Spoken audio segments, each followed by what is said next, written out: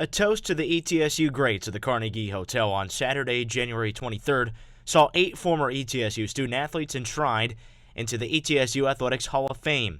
As said before the interviews and formal pinning ceremony by Athletic Director Dr. Richard Sander, these candidates were clear-cut, representing the pinnacle of success in all endeavors during and after college. Although she could not attend due to inclement weather, Erin Ashton, a women's soccer athlete, is proud of her experience in Johnson City because it set the foundation for a program that expects to compete for SoCon championships. And just seeing as far as the women's soccer team has come, and now adding on a men's soccer team, having our own stadium, Summers-Taylor Stadium, I got to play an alumni game there. It's absolutely beautiful. So for all the funding and everything that went into getting that stadium so that we could play on campus, and just seeing the fruits of our work while we were at East Tennessee playing in those beginning days is very, very awesome to see. So glad that they've made progress for soccer in East Tennessee. Go Bucks! Alan Strange, a men's golfer from the mid-'70s, was the first to be interviewed, sentimental and opportunistic about the program and his 4 years at the institution. I look at my 4 years at ETSU as a partnership. I really did. And I didn't know it at 18, 20, but I know it now at 60. And they gave me a lot. You know, they gave me time and effort and money and education. By God, I mean, the greatest thing you can give your child or give someone in life is an education. And I remember Coach Morrison, when he called and offered me a scholarship, he says, all I want you to do is come and develop your game and work hard. And I gave him both for 4 years. And but over the years, you think about, did I deliver on my end of the bargain? You know, sure, I got I got an education. Sure, I did certain things, but did I hold up my end of the bargain because they gave me so much? And then when Dick Sander called 2 months ago, and you and I talked yesterday, and tonight, I got my answer. Maybe I did, and maybe in some small way in the middle 70s, I was a meaningful part of this golf program. And so all I can say tonight is thank you. 3 football players were inducted. The first, the late Bill Casey. His brother Mike and friend, longtime trainer Dr. Jerry Robertson, were on hand. And what we learned most about one of ETSU's all-time interception leaders is his humility, even when endowed with some of the most sought-after personal accolades. I get a phone call every Sunday morning. We won, we lost. I said, Bill, how'd you do? I did okay. Next week, same thing. I did okay. Little All-American came up. I congratulated him. I did okay.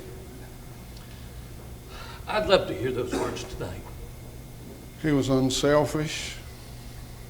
He was dedicated to his position. He never asked for anything more than the other players on the team got. Even when he was, had all of his records and interceptions and things, he was still Bill Casey. 1996. It was a storied year for ETSU football, a team that was ranked in the 1AA top 10, winners of 10 games. They beat Villanova in the NCAA playoffs. And now they have 2 ETSU Athletics Hall of Famers, wide receiver B.J. Adigun and quarterback Greg Ryan, whose shared chemistry came from one commonality. To be in the Hall of Fame and to be a part of that team, the common goal was competitive. I mean, BJ and I were competitive playing one-on-one basketball right out here behind the dorms, or playing Monopoly in the dorm rooms. It didn't matter what. We were competitive people. You know, I think the one thing that team doesn't get enough credit for was we lost to an East Carolina team that we were leading in the fourth quarter, right? And that East Carolina team wound up being in the top 20 in the country, losing to Miami.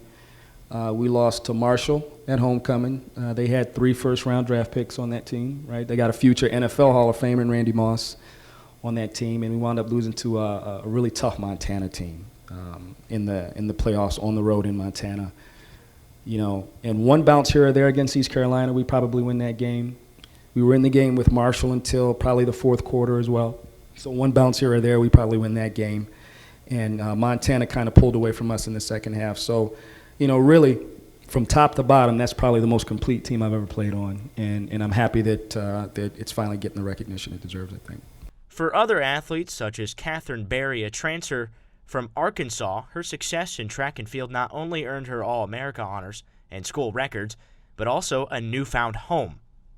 The assistant coach at Arkansas got the head job at East Tennessee State. I had a friend who was coming to Johnson City to train from the University of Arkansas, and the women's coach at the time had been a former student athlete at the University of Arkansas. Kind of weird, all the ties with the University of Arkansas, but ended up here. The coach at Arkansas did say to me, he's like, now remember that Arkansas is in the Ozark Mountains and East Tennessee State is in the Appalachian Mountains. He's like, do you really think you're going to like it there either? And when I first stepped off the plane, I knew I was going to like it here. I mean, it's just, I knew I was going to be comfortable, and 20 years later, I'm still here. Never left. Never left. Well, that tells a thing. It was fitting that Zaki Wadood was the final inductee to speak, but before he did, teammate and fellow Hall of Famer from the 2016 class, Gerald Fields, sent in his thank yous from Florida. I'm truly honored and I'm humbled. I'd like to thank ETSU as an organization. You guys were the perfect fit for me. I couldn't ask for a better school. I also want to thank Kim Reese, Aaron Ellis, Pete Perdue, Coach DeChellis, the DeChellis family. I also like to thank the Plummer family. I also like to thank Roger Hammond. Also my teammates, my coaching staff. You know, it wouldn't be anything without Miko Childress teaching me the difference between the high school game and the college game. And last but not least, I'd like to thank my friends and family. I love you guys so much for being there. And I said last but not least, but I meant to say last but not least for Zaki Wadood. You the man. I just want to say thank you so much for being the brother, man. I couldn't ask for a better person to be inducted into the Hall of Fame with. You're smart, man. You're a hard worker. You're awesome, man. And love you. Signing out. ETSU, go Bucks. For Wadood, 2 NCAA appearances came in his upperclassmen years and from his leadership, yet it was another season that he felt mattered maybe more than any other. The sophomore year, that was probably the best team I played on. Even though we went to the tournament my junior and senior year, that team,